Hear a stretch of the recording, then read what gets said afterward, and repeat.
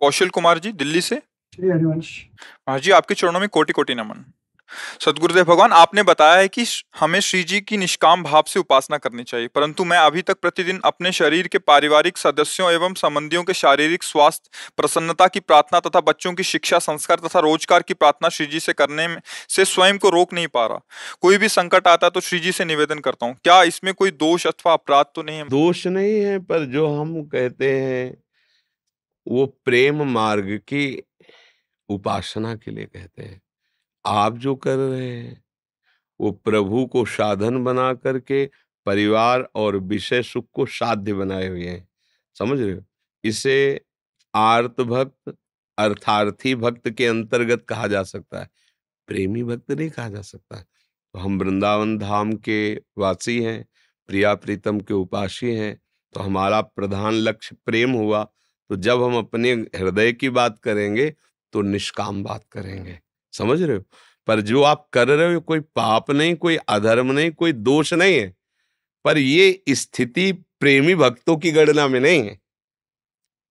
तो अब हम जब तक शरीर भाव में हैं, गृहस्थ भाव में हैं, प्रवृत्ति मार्ग में हैं, तो आवश्यकताएं तो है ही। अब हमारे प्रभु हैं श्यामा श्याम, तो हम दूसरे से क्यों मांगे? जो हमारी समस्या है, जो हमारी मांग है, हम श्यामा श्याम से करेंगे। ये एक साधारण भक्ति की बात है। असाधारण भक्ति की बात है कि मेरा बचा ही नहीं कुछ, मेरा कुछ बचा ही नहीं, सब कुछ आपको समर्पित है। अब आप जैसा चाहो वैसा करो, हम तो राधा राधा राधा कह के केवल आपकी मुस्कान देखना चाहते हैं। अब आपको परिवार और सब समर्पित है, जैसे चाहो, आपकी जिम्मेवारी। मैं क्यों मांगू? मुझे क्या पता कि अब आगे क्या चाहिए, क्या होना है? आप जानो, आपका काम है। जैसे संभालोगे केवल हम देखते रहेंगे, जितना दे दोगे उतना हम पेश करते रहेंगे। वहीं गृहस्थी में रहकर ही भक्ति का भाव बदल गया। समझ रहे हो ना? तो इससे भी थोड़ा ऊपर उठना लगा है। पर ये उठोगे भजन बल से, जितना नाम जप करोगे उतने हृदय में ज्ञान प्रकाशित हो जा। अभी अज्ञान की धरा से हम समझ रहे हैं कि हम पुरुष हैं, ये हमारी पत्नी है, हमारे बेटा है, ये हमारा। वास्तुता तुम्हारा कुछ नहीं, तुम भी प्रभु के ही हो और सभी प्रभु की रचना है, और पूरी रचना का पालन पोषण प्रभु कर रहे हैं, सृष्टि का, उसी में आपका भी हो रहा है। पर हम लोगों ने अलगाव करके मान रखा है कि इतना परिवार तो हम जिला रहे हैं, अगर हम ना हो तो बड़ा बढ़िया चलेगा। तुम्हारे द्वारा जो भरण पोषण कराया जा रहा है वो तुम निमित्त मात्र हो, तो किसी और को निमित्त बना देंगे। आज तक ऐसा नहीं हुआ कि उनके परिवार में वो पधार गए तो पूरा परिवार भूखों मर गया। कहीं कोई रिकॉर्ड ऐसा नहीं है, क्योंकि सबका भरण पोषण विश्वात्मा भगवान करते हैं।